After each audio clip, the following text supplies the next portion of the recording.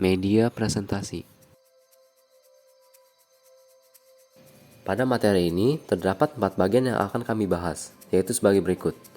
Yang pertama adalah pengertian media presentasi, yang kedua, tujuan presentasi, yang ketiga, jenis-jenis media presentasi, dan yang keempat adalah kelebihan dan kekurangan media presentasi. Yang pertama, pengertian media presentasi. Media merupakan alat, sarana, perantara, dan penghubung untuk menyebar, membawa, atau menyampaikan suatu pesan dan gagasan kepada penerima. Sedangkan presentasi merupakan suatu kegiatan berbicara di hadapan banyak orang.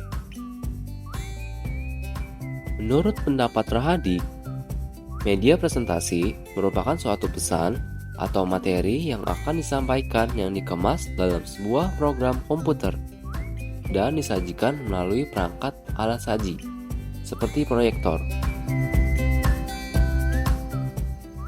Yang kedua, tujuan presentasi. Yang pertama, menyampaikan informasi. Salah satu tujuan presentasi yang paling umum yaitu untuk menyampaikan atau menginformasikan pesan kepada audiens. Tidak hanya itu, pesan yang akan disampaikan haruslah sederhana, menarik, dan mudah dipahami. Yang kedua, menghibur audiens. Selain menyampaikan informasi, presentasi mempunyai tujuan yang lain, yaitu untuk menghibur para audiensnya. Dengan kata lain, presentasi yang dibuat haruslah mengandung materi yang dapat membuat audiens tidak merasa bosan. Yang ketiga, menyentuh emosi audiens.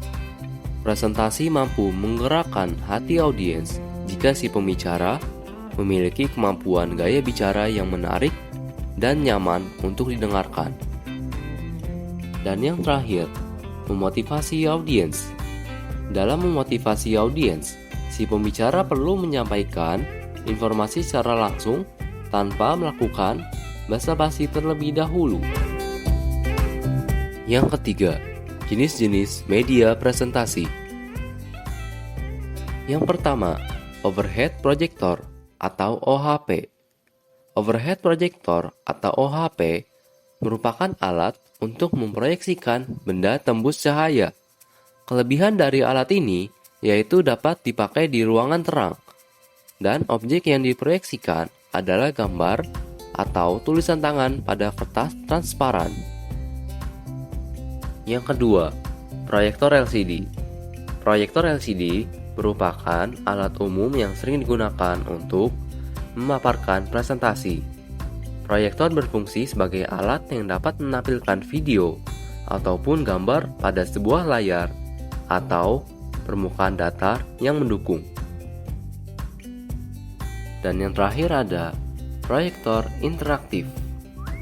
Proyektor interaktif merupakan media presentasi untuk melancarkan kombinasi antara kemampuan dari presenter dengan peserta presentasi dan menyampaikan keseluruhan konsep ke dalam presentasi. Dan bagian yang terakhir adalah kelebihan dan kekurangan media presentasi. Untuk kelebihan media presentasi yaitu sebagai berikut. Yang pertama, dapat menampilkan gambar, teks, dan video. Yang kedua, dapat menjangkau banyak orang. Yang ketiga, dapat digunakan secara berulang. Dan yang keempat, cara penyajiannya bisa disesuaikan. Dan selanjutnya adalah kekurangan media presentasi, yaitu sebagai berikut. Yang pertama, harga alat yang dibutuhkan relatif mahal. Yang kedua, menggunakan daya listrik yang cukup banyak. Yang ketiga, hanya dapat menampilkan gambar dan video saja.